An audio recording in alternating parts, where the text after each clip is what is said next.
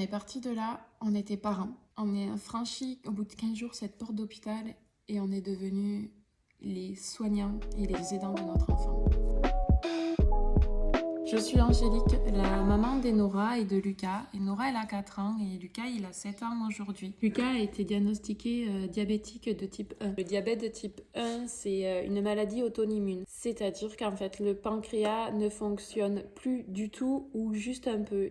Il produit de l'insuline en petite quantité ou pas du tout. C'est pour ça que Lucas a besoin d'insuline à vie. Pas une maladie qui se guérit, mais on apprend juste à vivre avec. Lundi soir, son papa rentre du travail et là, il me dit, Angélique, il y a quelque chose qui se passe. Lucas n'est pas comme d'habitude. Je m'amuse, entre guillemets, à calculer la quantité d'eau que mon fils boit entre 16h30 et 9h30 du matin. Et là, on s'aperçoit que Lucas boit 3,8 à 4 litres d'eau entre ce laps de temps. Lucas, il a 6 ans à ce moment-là, il recommence à faire des pipis au lit la nuit. Je dis à mon mari, très bien, on va aller voir notre médecin traitant. Et il lui a fait un peu la morale, il lui a dit que, tu sais Lucas, c'est pas parce que la maîtresse te dit que l'eau c'est bon pour la santé qu'il faut en boire des quantités énormes. Mais quand même, madame, on va faire une prise de sang. Et j'ai une amie qui travaille au labo et je lui dis, tu vas avoir des échantillons de Lucas. Et à 15h ce même jour, le 3 février, elle m'envoie un message avec une capture d'écran et elle m'a dit, appelle en urgence ton médecin. Et là, je vois la glycémie à jeun de mon fils. J'appelle de suite ma pédiatre et là, elle me dit, écoutez, j'appelle l'hôpital des enfants à Purpan. Mais préparez votre valise car je pense que Lucas est diabétique. Plein de choses se bousculaient dans ma tête à ce moment-là. Son papa arrive à la maison, on ne se parle pas en fait. On se regarde et on pleure. Donc on lui explique à Lucas que on va partir à Toulouse, qu'un hôpital nous attend parce que la prise de sang du matin n'est pas bonne. Nous voilà arrivés à l'hôpital. Je me rappelle, on nous prend dans un couloir, on nous dit c'est Lucas, tout le monde attendait Lucas. On ne comprenait pas, on était complètement perdus. Le diagnostic tombe, Lucas est équipé d'une pompe avec une tubulure.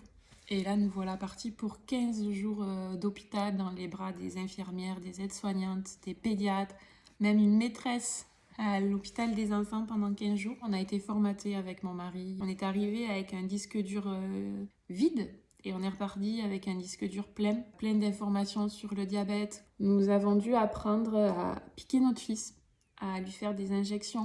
Petit à petit, en fait, ils nous ont fait prendre des stylos, ce qu'on appelle des stylos. En fait, c'est des injections que Lucas, il y en a 2. Il y a une bleue et une rouge, en fait.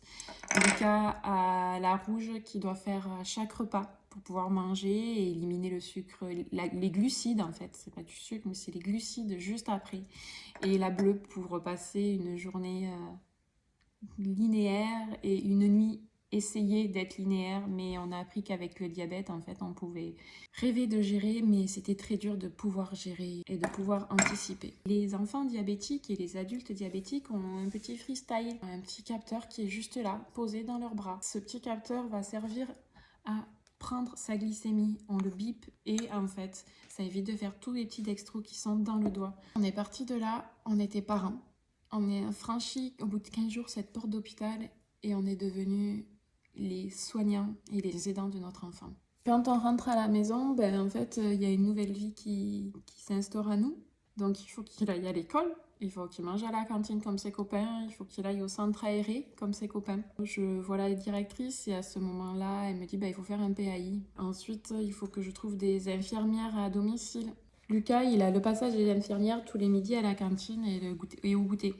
Les infirmières vont regarder ce qui, sur le plateau, en fait, ça lui va pas. Elles vont comptabiliser avec lui les glucides et lui faire l'injection. En fait, ce qui est super important que tout le monde le sache, c'est qu'un diabétique, il peut manger de tout. Il peut manger tout ce qu'il veut. Il peut manger des sucettes, boire ce qu'il veut, faire la fête. C'est pas l'assiette qui s'adapte à l'insuline, c'est l'insuline qui s'adapte à l'assiette. C'est-à-dire que si votre enfant ou si un diabétique ne veut pas manger plus de patates, moins de patates, plus il veut manger un bonbon, en fait, c'est vraiment ce qu'il a envie de manger qui compte et après on adapte son insuline par rapport à ça.